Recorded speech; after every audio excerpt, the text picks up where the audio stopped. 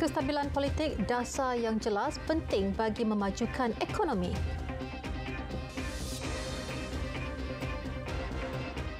Assalamualaikum dan salam Malaysia Madani. Kestabilan politik dan dasar yang jelas adalah sama penting bagi mana-mana ekonomi untuk berkembang maju. Jelas Perdana Menteri Datuk Seri Anwar Ibrahim. Ini kerana menerusi pelaksanaan dasar yang berkesan, ia turut memainkan peranan penting bagi menarik pelabur. I think political stability is very critical. But clarity of policies is what is required. Consistent, clear policies, whether it's energy or economic program or investments, etc. Then, of course, effective implementation. Jelas Datuk Seri Anwar, Malaysia amat bertuah kerana telah berjaya menarik pelaburan dari China, Amerika Syarikat dan Eropah serta dari rantau ini yang melebihi jangkaan. I think we are on the right track to propel the economy in the country in the next few years. Very ambitious, and I think based on the track record in the last 6-7 months, we can achieve that. Pada masa yang sama, Malaysia dan ASEAN juga adalah destinasi paling stabil untuk melabur. Perdana Menteri berkata demikian pada sesi soal-jawab sidang kemuncak Ketua Pegawai Eksekutif CEO APEC di San Francisco. Sementara itu, ketika ditemui media, Perdana Menteri memaklumkan proses kelulusan yang cepat menjadi pendorong kepada keyakinan pelabur untuk melabur di Malaysia. Saya rasa terkesan dan bangga kerana sambutan daripada pengusaha-pengusaha. Dan hari ini saya telah mengadakan pertemuan dengan syarikat besar yang telah memberi pengakuan dan akan melanjutkan pelaburan secara besar di Malaysia. Keyakinan mereka kepada Malaysia kerana pada hemat mereka sistem politik stabil dan dasar jelas dan kelihatan ada keupayaan kita untuk mempercepatkan proses kelulusan yang akan memberikan keyakinan kepada pelabur. Beliau berkata demikian selepas bertemu dengan 4 syarikat teknologi terkemuka iaitu Google, Enovix, Microsoft dan TikTok. Google diwakili Presiden dan Ketua Pegawai Pelaburan Ruth Porat, Enovix pula oleh Ketua Pegawai Operasi Ajay Marati, Microsoft Asia oleh presidennya iaitu Ahmad Mazhari, manakala TikTok oleh Ketua Pegawai Eksekutif Shou Zingju. Hari sama, Menteri Pelaburan, Perdagangan dan Industri Tengku Datuk Seri Zafrul Tengku Abdul Aziz serta Menteri Komunikasi dan Digital Fahmi Fadil. Dalam pada itu, Datuk Seri Anwar turut menerima kunjungan hormat rakan pengasas dan pengerusi eksekutif TPG Jim Coulter. TPG merupakan syarikat pengurusan aset alternatif utama global. Perkembangan banjir di Perak. Setakat 8 pagi tadi, jumlah penduduk yang terjejas di negeri itu terus berkurangan kepada 178 orang daripada 52 keluarga berbanding 187 daripada 54 keluarga malam tadi. Sekretariat Jawatankuasa Pengurusan Bencana Negeri menerusi kenyataan memaklumkan 4 pusat pemindahan sementara PPS masih dibuka melibatkan 3 daerah iaitu Hilir Perak, Kerian dan Kinta.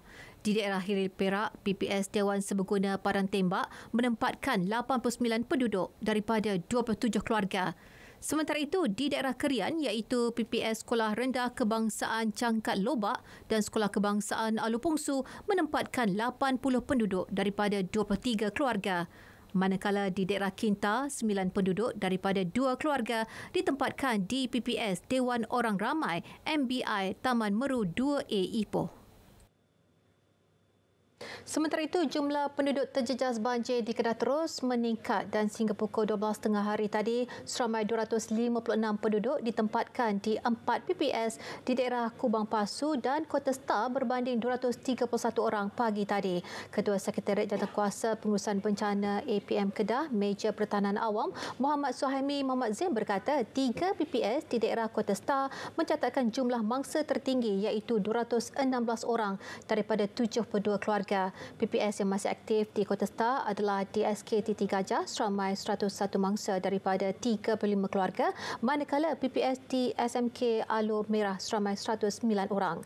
PPS SK Taman Aman pula seramai 6 penduduk. Sementara itu di Kubang Pasu pula seramai 40 penduduk melibatkan 8 keluarga masih ditempatkan di PPS SK Malau. Calon Barisan Nasional BN bagi Pilihan Raya Kecil Kemaman Jeneral Bersara Tan Sri Raja Muhammad Afandi Raja Muhammad Noor fokus untuk memastikan kemenangan BN sekaligus membolehkannya berkhidmat kepada penduduk Kemaman. Bekas Panglima Angkatan Tentera itu yakin berbekalkan semangat juang tinggi semua ahli parti dan jentera yang ada, BN mampu memperolehi kemenangan. Tan Sri Raja Muhammad Afandi tekad untuk memastikan penduduk Kemaman diberikan pembelaan sewajarnya terutama ketika berdepan dengan bencana banjir hampir setiap tahun. Bahawa untuk memenangi P040 ini bukan satu benda yang mustahil. Sekiranya kita sama-sama lakukan dan kita lihat daripada semangat yang ada, perkara ini akan dapat kita buat. Kita akan dapat menawan P040 ini. Ya, jadi saya menawarkan diri saya untuk menjadi calon terlibat sebagai calon ahli parlimen di sini, dan saya berharap sampai ke bawah sana bahawa saya datang ke sini kerana saya cakna. Saya cakna, maka saya datang ingin memberi bakti. Beliau berkata demikian selepas majlis pelancaran jentera dan memperkenalkan calon PRK Kemaman di Dewan Pejabat UMNO bahagian Kemaman malam tadi. Hadir sama Pengerusi Badan Perhubungan UMNO Negeri Terengganu, Datuk Seri Dr. Ahmad Said, dan bekas Menteri Besar Terengganu, Datuk Seri Ahmad Razif Abdul Rahman. Lebih 1.3 juta pengguna pusat ekonomi digital PADI direkodkan di seluruh negara, dan dari keseluruhan itu, sebanyak 27,963 usahawan aktif PADI direkodkan sehingga Jun 2023 menerusi pelbagai program yang dijalankan. Tidak terkecuali PADI Felda Soeharto yang terletak di Hulu Selangor yang aktif membantu serta menyasarkan untuk melahirkan 300 usahawan aktif luar bandar. Pengurusinya Rosyafira Muhammad turut memaklumkan kini terdapat 147 usahawan aktif yang memasarkan pelbagai produk serta perkhidmatan.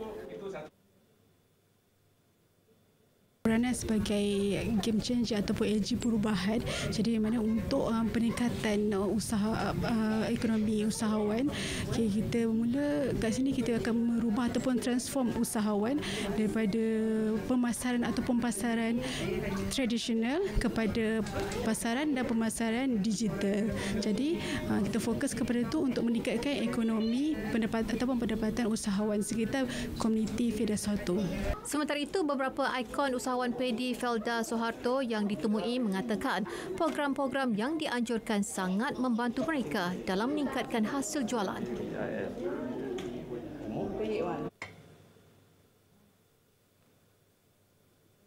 PADI ni memang sangat bagus sebab dia di samping itu dia bagi kita khusus-khusus khas kan, macam mana kita nak, yelah kalau kita ikutkan kita tangkap gambar, kita tangkap je lah macam tu. Mungkin dia mengajar kita teknik-teknik macam mana nak post gambar. Dia sangat bantu saya dari awal saya bermula sampai sekarang. Peningkatan dia sangat ketara, dari akak 5,000 pertama sampai dah 36,000 untuk 6 bulan pertama. Sangat bagus sebab dekat sini saya daripada PADI lah, saya punya perniagaan memang berkembang lah, daripada income dalam 500 macam tu sekarang dah meningkat agak banyak lah juga. Alhamdulillah lah. Prihatin dengan nasib yang dialami rakyat Palestin, Salam FM sekali lagi mengadakan program Turun Padang sebagai tanda solidariti dan sokongan kepada Gaza, dan ini merupakan program radio di lokasi yang kedua bagi kempen Salam FM untuk Palestin. Penolong Pengarah Kanan Cawangan Radio bahagian penyiaran JAKIM Muhammad Syariman Abdul Manak berkata, program kali ini menampilkan rakaman forum Ejaz Bagi Betul dan juga rakaman Tazkirah Nur Salam.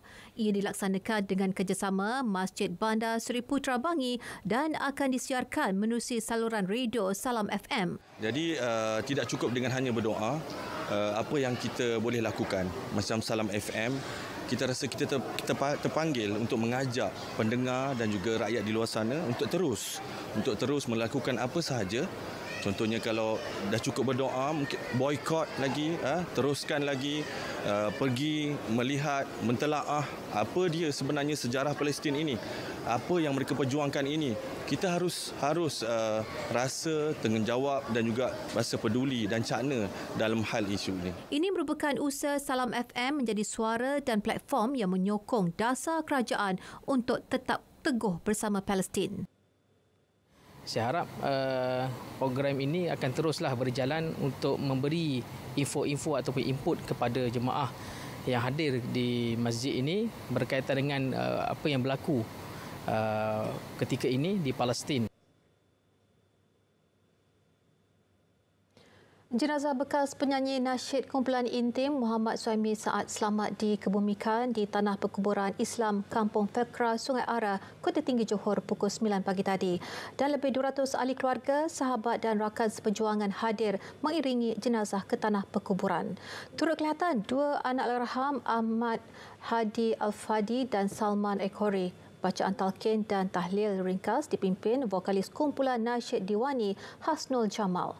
Jenazah suami kepada Nurdiana Muhammad Naim atau Ina Naim itu turut disolatkan sekali lagi di rumah keluarga di Fekra Sungai Ara sebelum dibawa ke Tanah Perkuburan. Suhaimi 43 tahun disahkan meninggal dunia pada 7.40 malam tadi di unit rawatan rapi Hospital Sultan Ismail Johor Bahru selepas ditidurkan sejak Jumaat lalu.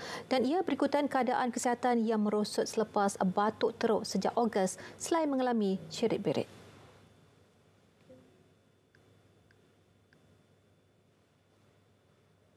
Hai, saya Yasmin Hani.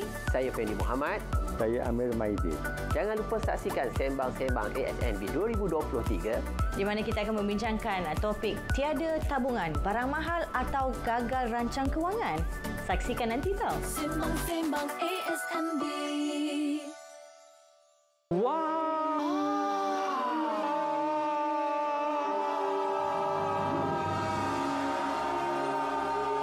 Jadikan impian anda kenyataan dengan Al-Alfa.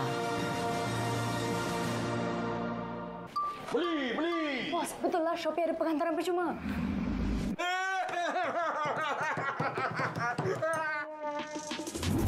Kenapa bayar kalau dapat penghantaran percuma di Shopee? Beli sekarang di Shopee. Bertemu kembali. Kerajaan optimis mengurangkan kemiskinan Tegar menerusi pangkalan data utama PADU yang bakal dilancarkan Januari tahun depan. Jadi untuk pencahayaan bersama Syazwani Samsu di Parlimen. Silakan Wani. Ya, Miza, kerajaan optimis untuk menoktahkan kemiskinan Tegar dengan lebih berkesan menerusi pengkalan data utama PADU. Jelas Menteri Ekonomi Rafizi Ramli, alternatif yang lebih komprehensif itu bagi mengenal pasti pengukur garis kemiskinan selain kadar pendapatan. Beliau turut mengakui kaedah yang telah diguna pakai sejak 1996 itu mempunyai kekurangan dan tidak memberi gambaran menyeluruh mengenai lanskap ekonomi rakyat. Ini sekaligus membolehkan bantuan disasarkan kepada kelompok yang memerlukan. Kira kesukaran yang ada sebelum ini ialah kerana infrastruktur pangkalan data itu tidak menyeluruh dan tidak memungkinkan kerajaan mengambil kira pemboleh ubah yang lain. Jadi sebab itu pendekatan sebelum ini ialah seberapa yang baik dilihat kepada pendapatan, diukur kepada garis pendapatan B40 M40, maka bantuan diberikan begitu. Sebab itu tindakan yang pertama ialah sudah tentu untuk kita mewujudkan PADU.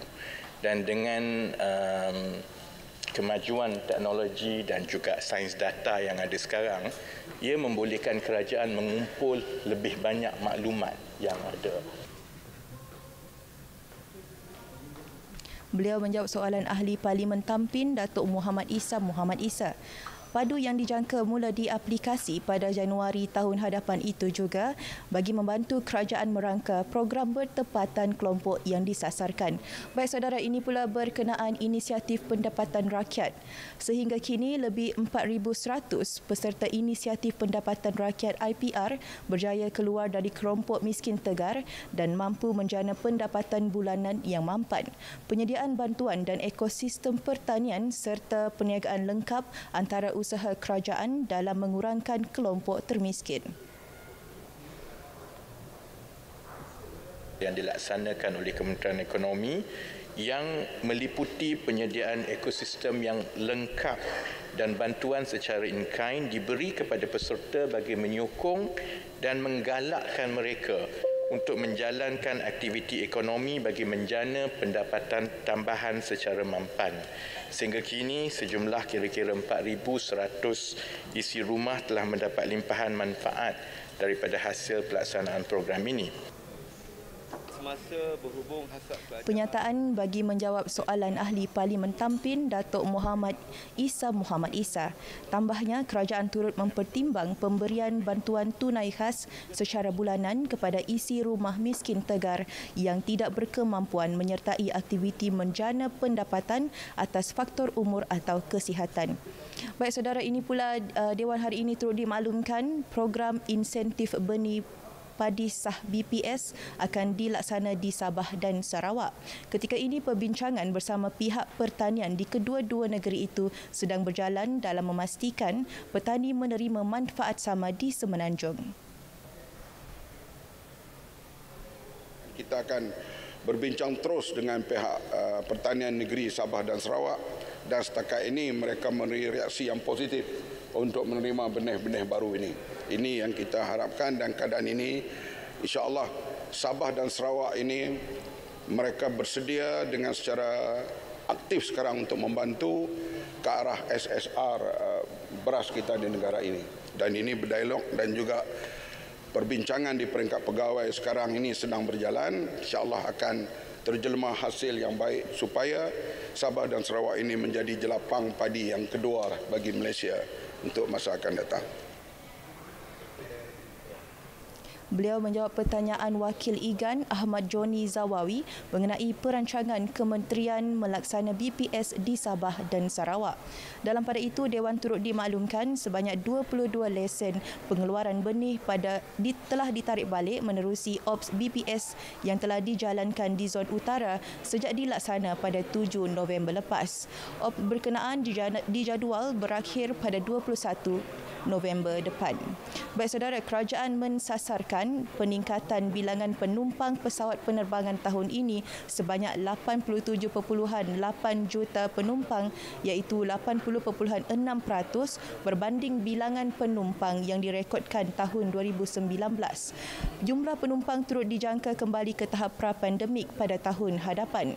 Jelas Menteri Pengangkutan Anthony Locke, tahap pemulihan keseluruhan jumlah penumpang pada kadar 77.5% antara Januari hingga September 2023 berbanding tempoh yang sama pada 2019. Bagi maksud pengendalian penumpang, lapangan-lapangan terbang di Malaysia telah mengendalikan seramai 109,428,322 penumpang bagi tahun 2019. Pada tahun 2022, jumlah ini telah menurun sehingga 54,8 juta penumpang ataupun 50,1% berbanding bilangan penumpang yang direkodkan pada tahun 2019. Sehingga bulan September 2023, lapangan-lapangan terbang di Malaysia telah mengendalikan seramai 62,8 juta penumpang. Tambahnya, Suruhanjaya Penerbangan Malaysia MAVCOM ketika ini dalam proses menentukan taraf prestasi bagi pencapaian ketepatan dan kadar pembatalan penerbangan bagi syarikat penerbangan Malaysia. Ia dijangka selesai pada suku pertama tahun hadapan. Anthony Locke menjawab pertanyaan Wakil Sibu Oscar Ling Chayo. Baik, demikian perkembangan langsung dari bangunan Parlimen. Untuk makluman, Dewan kini sedang berhenti rehat dan akan kembali bersidang pada 2.30 petang nanti bagi menyambung perbahasan rang undang-undang perbahasan dan Undang-Undang Perbekalan 2024. Dari sungai hingga segara, Palestin pasti merdeka. Kembali kepada Miza di Angkasa Puri. Baik, terima kasih Wani.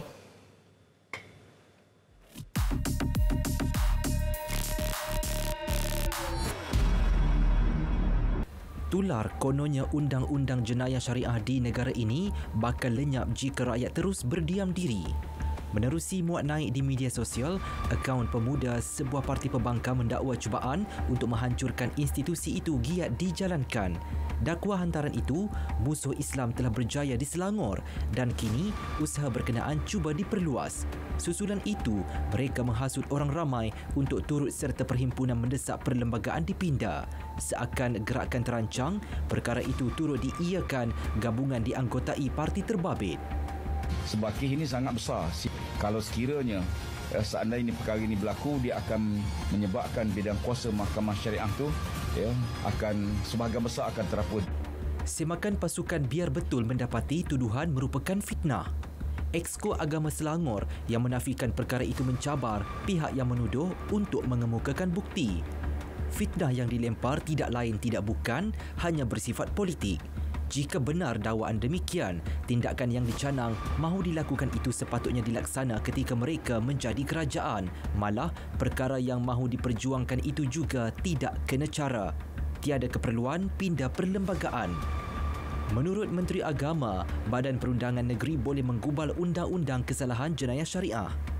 Ini kerana ia adalah kuasa mutlak sultan atau raja.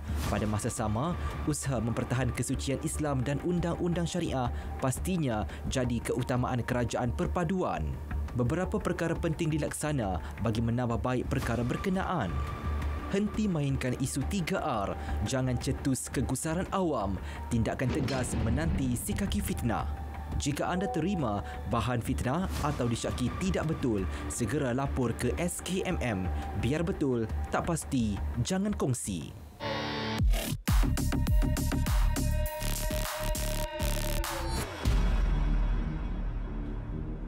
Beli! Betul! Shopee ada penghantaran percuma!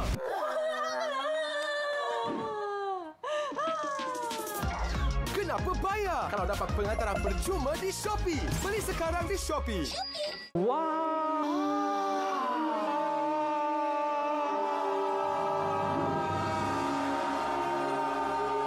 Jadikan impian anda kenyataan dengan Al-Aufa.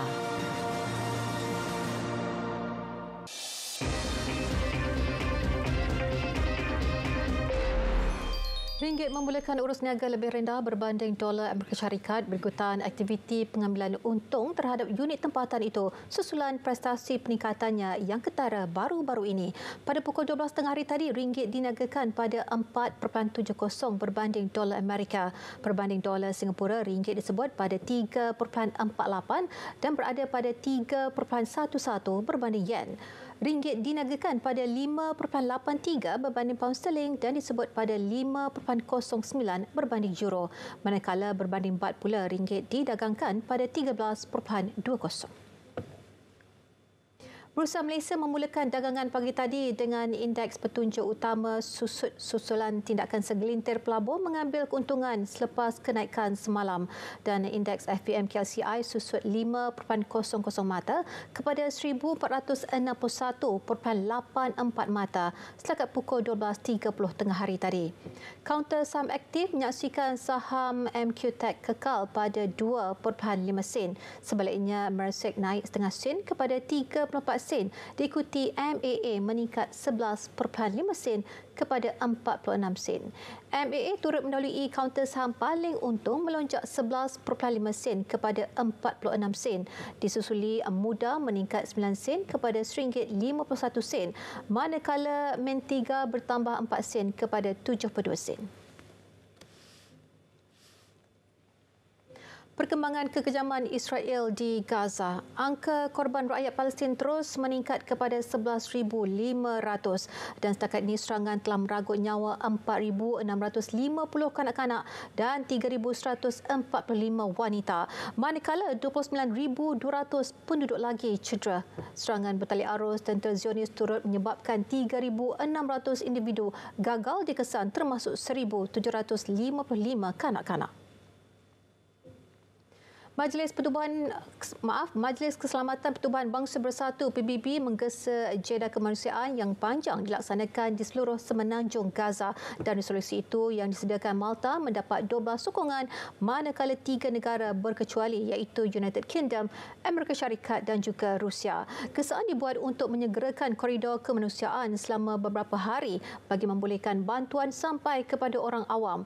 Duta Malta Vanessa Fraser berkata draft resolusi itu bertujuan untuk memberi harapan kepada nasib kanak-kanak yang terperangkap dalam medan perang dan mereka yang menjadi tebusan.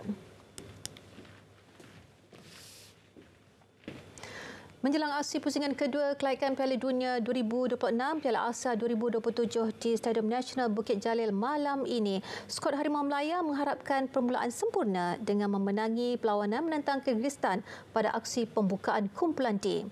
Ketua Jurulatih Pasukan Kebangsaan Kim Pan-gun berkata Malaysia yang berada di ranking ke-137 dunia akan cuba mendapatkan 3 mata menentang skuad The White Falcons yang menduduki ranking lebih tinggi iaitu tangga ke-97. Jelas beliau, kemenangan pada perlawanan pertama sangat penting dalam misi pasukan mencipta sejarah dan layak ke pusingan ketiga kelayakan.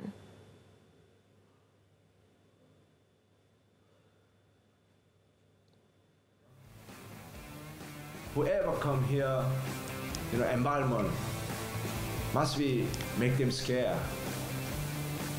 Make them scared. So 10,000 we cannot make them scared. I think hopefully everybody come to we fight together. Very very important for us. Yeah. Berdasarkan rekod pertemuan kedua-dua pasukan, kelebihan memihak Kyrgyzstan selepas menang 1-0 pada perlawanan persahabatan antarabangsa di Melaka pada 2018. Dalam pada itu, Ketua Jurulatih Kyrgyzstan Stefan Tarkovic akui pasukannya ada ramuan tersendiri untuk mengatasi tekanan perlawanan di hadapan penyokong tuan rumah. Jelas Tarkovic, beliau yakin anak buahnya boleh bermain dengan baik jika dapat menyesuaikan diri dengan cepat. Face the pressure under the I don't know how many fans with the good atmosphere. This is something what is very important for the coaches, what is very important for the players to promote on this audience. So for me, pressure is normal and I can face this pressure.